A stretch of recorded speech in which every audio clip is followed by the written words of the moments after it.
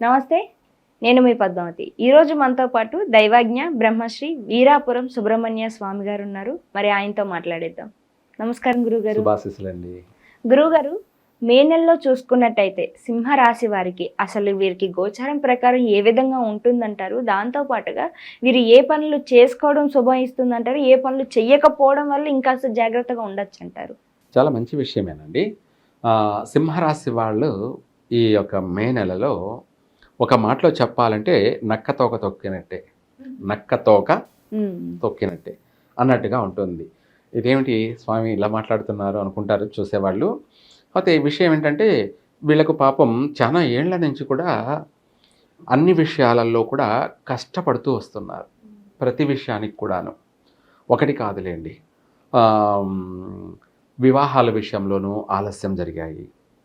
లేదు, వివాహమైన వాళ్ళు భార్యాభర్తల మధ్య బాగా మనస్పర్ధలు, గొడవలు, కొట్లాట్లు, కోర్టు వ్యవహారాలు, విడిపోయినటువంటి సమస్యలు, లేదా ఎక్కువగా అధికంగా ఎడబాట్లు, వీటితో పాటు మళ్ళీ ఆర్థిక సమస్యలు, అటు పుట్టింటి నుంచి సమస్యలే, మెట్టినింటి నుంచి సమస్యలే, అటు ఉద్యోగాల్లోనూ సమస్యలే, ప్రతి విషయాల్లో ప్రతి దాంట్లో కూడా ఈ రాశి వారికి బాగా కష్టాలు పడ్డారండి. అయితే ఈ మే నెలలో మాత్రం వీళ్లకు ఆ సమస్యల నుంచి బయటపడతారు. సింహరాశి వాళ్ళు ఈ మే నెలలో అయితే ఓవరాల్గా సంవత్సరాంతం తీసుకుంటే మాత్రం కష్టాలు ఉన్నాయి, కానీ ఈ మే నెలలో సంతోషకరమైన జీవితాన్ని గడుపుతారు. ఎండాకాలంలో వర్షం పడితే ఎలాగుంటుందో, ఎండలు మంచి ఎండల్లో వర్షం పడితే ఎలా ఉంటుంది? ఇప్పుడు అదే కదండి జరుగుతుంది. అసలు ఏంటో అర్థం కావట్లేదు. వాతావరణ మార్పులు కూడా అలాగే ఉన్నాయి. ఇప్పుడు ఎండాకాలంలో వర్షాలు పడుతున్నాయి. అవును, అట్లాగే వీళ్ళ జీవితంలో కూడా ఇంకా మంచి రోజులు ఉన్నాయి అని ఇదొక గుర్తు.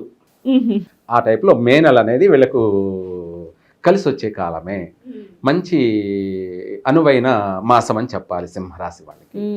ఈ రాశి వాళ్ళకి ఆర్థికంగానూ పర్వాలేదు. అంటే ఏంటంటే ఈ నెలలో కూడా వీళ్ళు గృహయోగం కొనే అవకాశాలు కూడా ఉన్నాయి. ఒకవేళ లేని పక్షాన కూడా ప్రయత్నం చేసుకుంటే నెరవేరుతుంది. ఇంకొకటి కూడా చేసుకుంటే మరి ఏమిటి, మనము తర్వాత ఫ్యూచర్లో దీన్ని తీర్చగలమా అనే డౌట్ కూడా వస్తూ ఉంటాయి. మనం కొన్న సమయం బాగుంది కాబట్టి కష్టపడైనా సరే ఏదో ఒక రకంగా దాన్ని తీర్చుకుంటూనే వెళ్ళగలరు. సమయం అనేది ముఖ్యం. అదే ఇంగ్లీష్ వాళ్ళు ఏమంటారు, గుడ్ టైం అంటారు. గుడ్ టైం బాబు, గుడ్ టైం. అట్లాగే శుభ సమయం అన్నట్టుగా శుభమాసం కాబట్టి ఈ మాసంలో నువ్వు అప్పు చేసి కొన్నా కూడా ఆ ఇంటికి ఎంతైతే అప్పు చేసావో దాన్ని ఏదో ఒక రకంగా తీర్చుకుంటూ పోగలవు. గృహం నిలబడిపోతుంది, అప్పు కూడా తీరుతుంది ఫ్యూచర్లో. మనం చేసినటువంటి సమయం అనేది ముఖ్యమైనటువంటిది. ఎవరికైనా కూడా, ఎంతటి వారికైనా ఎవరికైనా ఏదానికైనా కూడా శుభ సమయం అనేదే ముఖ్యమైనది. ఆ విధంగా సింహరాశి వాళ్ళకి మే నెల అనేది శుభమాసం కాబట్టి ఈ మాసం వీళ్ళకు కలిసి వస్తుంది. చక్కగా విద్యార్థులకు కూడా కలిసి వచ్చే అవకాశాలు ఉన్నాయి ఈ మే నెలలో. అలాగే వాహనం కొనాలనుకున్న వాళ్ళు ఈ నెలలో కొనవచ్చు. మళ్ళీ తర్వాత కొన్నట్టయితే ఇబ్బందులు ఎదురయ్యే అవకాశం ఉంది. ఈ మే నెలలో కొనుక్కోవచ్చు వాహన యోగం. ఈ మే నెలలో కొనడం వల్ల వీళ్ళకు దానివల్ల నష్టమేమీ ఉండదు.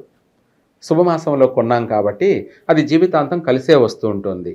ఒకవేళ కలిసి రాకపోయినా నష్టం మాత్రం జరగకుండా ఉంటుంది.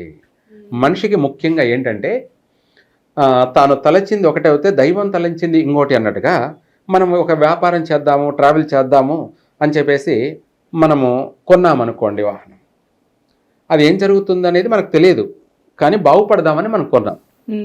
ట్రావెల్ బిజినెస్ చేసుకుంటున్నాం. ఆ ట్రావెల్ బిజినెస్లో మనకు కలిసి రాకపోతే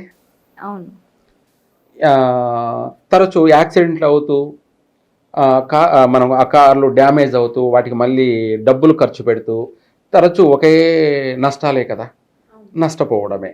అదే కాకుండా మనకు టైం వేస్ట్, మళ్ళీ ఈ జరిగిన సంఘటనల వల్ల మానసిక క్షోభ, బాధలు, కష్టాలు నష్టాలు అన్నీ కూడాను, ప్రమాదాలు కూడాను, ఉమ్, కలిసి రాని టైం కాబట్టి అలా మనకు నష్టాలు కలిసి వచ్చే అవకాశమే ఉన్నాయన్నమాట జీవితం అంతా. ఉహు, అందువల్ల ఆ సమయం అనేది పనికిరాదు. అదే శుభ సమయంలో కొన్నామనుకోండి, మనకు కష్టకాలంలో కూడా ఇది మనల్ని పోషిస్తుంది. ఉమ్, ఎందుకంటే ఆ కొన్న సమయం బాగుంది కాబట్టి, ఆ ట్రావెల్ బిజినెస్ అయినా బాగా జరుగుతూ ఉంటుంది కాబట్టి, బాగలేని రోజుల్లో కూడా మన సంసారాన్ని పోషిస్తుంది అది. ఆ విధంగా ఏదైనా సరే మనం ఏ పని చేసినా కూడా మనకు కలిసి రావాలి అని అనుకునే వాళ్ళందరికీ కూడా ఈ మే నెల ఏ పనైనా చేసుకోవచ్చు, ప్రయత్నం చేసుకోవచ్చు. అలాగే కొంత తొందరపాటు కూడా నిర్ణయం తీసుకోవచ్చు కూడా, ఉహు, చేయొచ్చు. అలాగే ఆర్థిక పరంగా కలిసి వచ్చే అవకాశం ఉంది. వివాహ ప్రయత్నాలు అనేది కూడా ఈ నెలలో ప్రారంభం చేసుకోవచ్చు. లేదంటే ఆల్రెడీ ప్రయత్నం చేసి ఉన్నటువంటి వాళ్ళకి ఈ నెలలో శుభవార్తలు వింటారు. ఉహు, వివాహాలు నిశ్చయమవుతాయి. ఉమ్, అలాగే అనుకోకుండానే వివాహం కూడా జరిగిపోయే అవకాశాలు కూడా ఉన్నాయి. అనుకోకుండా అంటే హడావిడిగా జరిగిపోయే అవకాశాలు కూడా ఉన్నాయి. గృహయోగము, వాహనయోగము, అలాగే స్త్రీ సౌఖ్యము, ఉమ్, దీంతోపాటు సంతాన సౌఖ్యం కూడాను, అంటే సంతాన ఫలితాలు కూడా కలిగే అవకాశం ఉంది. వీటితో పాటు మనకు ఆరోగ్యపరమైనటువంటి విషయాలలో కూడా కొంత బాగుంటుంది. ఉహు, వీటితో పాటు ఎప్పటి నుంచో భూ వివాదాలు కానీ, లేదంటే భార్యాభర్తల మధ్య విడాకులు అదే సమస్యలు అనుకుంటున్నటువంటి వాళ్ళు కానీ, వాటి నుంచి అన్నిటి నుంచి కూడా ఈ నెలలో బయటపడతారు. ఉమ్, కోర్టు వ్యవహారాలు ఏమైనా ఉన్నా ఆ కోర్టు వ్యవహారాలు ఈ నెలలో వీళ్ళకు కలిసి వస్తాయి. అనుకూలమైన తీర్పు వస్తుంది. సంతోషాన్ని కలగచేసేటువంటి మాసం అని చెప్పాలి. ప్రతి విషయాల్లో, ప్రతి రంగాల్లో కూడా ఈ రాశి వాళ్ళకి ఈ మాసంలో చాలా బాగుంటుంది. ఉమ్, ఈ రాశి వాళ్ళు వీరాంజనేయ స్వామిని వీరాంజనేయ స్వామిని పూజించాలి. అంటే కుడి చేతితో గద పట్టుకొని ఉంటాడు ఆయన, వీరాంజనేయ.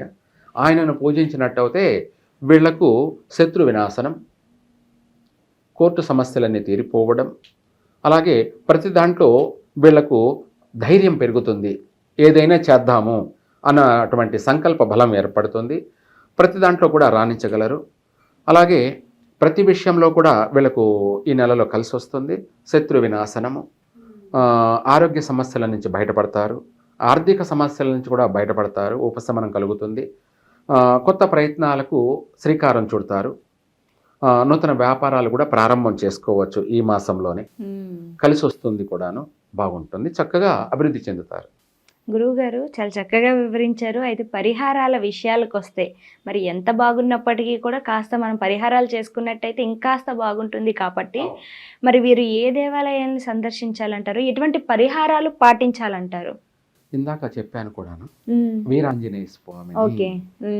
ఓన్లీ సింహరాశి వాళ్ళు వీరాంజనేయ స్వామిని మాత్రమే దర్శనం చేసుకోవడం, పూజించడం కానీ, ఇంకా చెప్పాలంటే ఆయనకు వడమాలలు వేయడం కానీ. ఇదే కాకుండా వీరాంజనేయ స్వామికి పెసరపప్పు, బెల్లము పెసరపప్పు నైవేద్యం పెట్టడం వీళ్ళకు శుభసూచికాలని కలగచేస్తాడు ఆయన. ఎటువంటి సమస్యల నుంచి అయినా కూడా త్వరగా బయటపడతారు. చాలా చక్కగా వివరించారు గురువుగారు. అయితే పరిహారాల విషయాలకు వస్తే కనుక ప్రతిదీ కూడా చాలా చక్కగా వివరించారు. ధన్యవాదాలు గురువుగారు. సర్వే జన సుఖినో భవంతు.